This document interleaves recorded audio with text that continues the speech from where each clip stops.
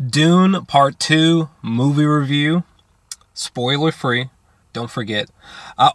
By the way, I still have not read the books. I do plan on it. It just hasn't happened yet. Anyways. I watched Dune Part 2 last night. My second screening. And I watched it on a 5-story, 80-foot dome. A spherical IMAX. The St. Louis OmniMax. Oh my god, it was amazing. Dune was my favorite 2021 film. And while it's early, this already feels to me potentially best film of 2024. Easily the best sci-fi film since Blade Runner 2049, which almost became my new favorite movie of all time. For context, it bends my mind that the plot takes place in 10,191. Humans could damn near become machine gods by then.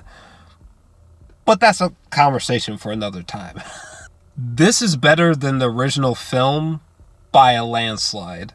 There's new characters. The ones that we recognized are more fleshed out. A more complex narrative. Way more action that just makes your eyes widen. This is literally the Lord of the Rings within science fiction cinema. If part 1 was a skeleton, part 2, it's the meat. The flesh. Easily the best performance I've seen from Timothée Chalamet.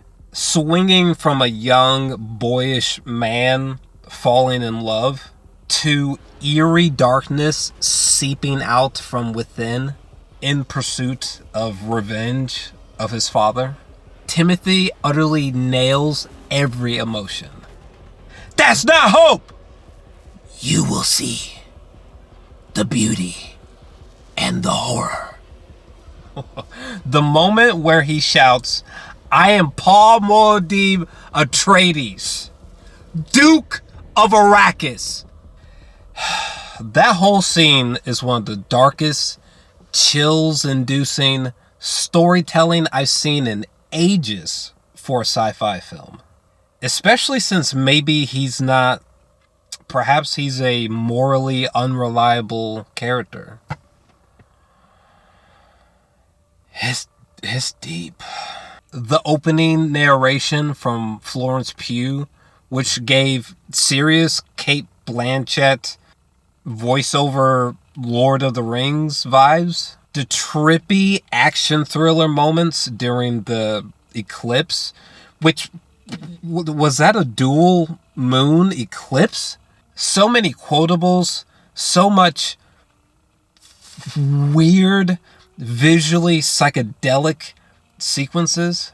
A black sun whose sunlight turns everything black and white. The eye-popping scenes with Lady Jessica's new child.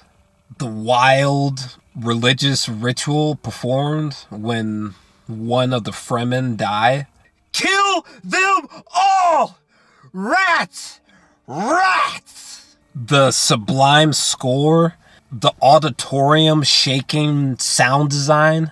Those goddamn sandworms, which oddly come across as creepy, godlike, wild horses.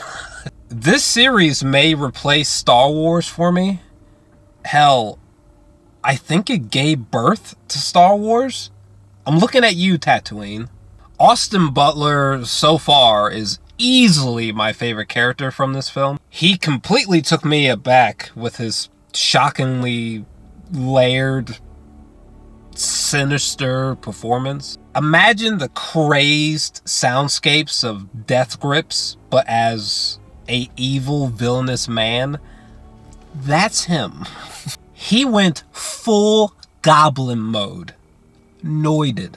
There's a sword fight in this movie that might be my favorite since The Phantom Menace with Darth Maul or Crouching Tiger, Hidden Dragon. So my spoiler-filled review is coming soon. I'm probably going to throw it up after I see the movie again in 70mm IMAX this week. Which, by the way, we're driving 4 hours to see this bad boy in 70mm IMAX. And this is going to be my first viewing in that format for this movie, which... oh my God. I'm literally blown the fuck away. Dune Part 2 is an instant classic sci-fi masterpiece. The kind that breeds new filmmakers. Bleak, dense, a shocking reminder that this ain't Disney, son. Is there any way we can get a $1 billion theme park for Dune? Because I'm trying to go to Arrakis. If we can have a theme park for Star Wars and for Pandora, we need one for the spice to flow, son. Also, Denis, rest up, okay? Go and get you some sleep, because I need you to adapt. I need you to direct every single Dune book that exists, okay?